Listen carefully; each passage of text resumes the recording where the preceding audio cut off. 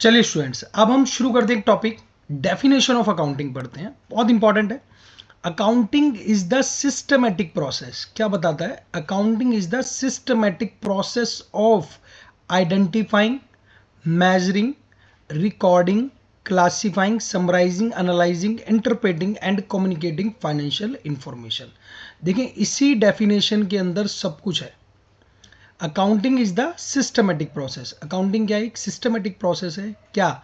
Of identifying, identify करना, measure करना, record करना, क्लासिफाई करना, समराइज करना यानी सूक्ष्म कर देना, छोटा कर देना, एनालाइज करना उसको, इंटरप्रेट करना और कम्युनिकेटिंग करना financial information to the its users, जो उसके यूजर्स हैं।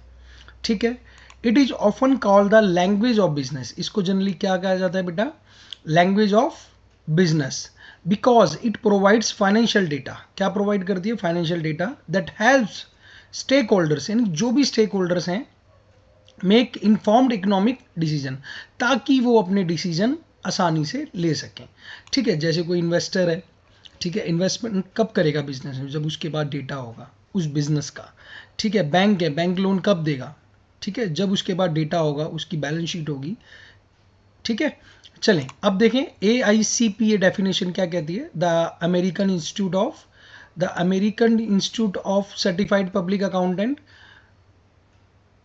Defines it as accounting is the art of recording. क्या है? Accounting is the art of recording, classifying and summarising in a significant manner. देखिए, इतना समझे कि अकाउंटिंग क्या है? एक आर्ट है। क्या? रिकॉर्ड करने का, क्लासिफाई एंड समराइज करना इन ए सिग्निफिकेंट मैनर, एक सिग्निफिकेंट मैनर में, and in terms of money. क्या हो? मनी जरूरी है।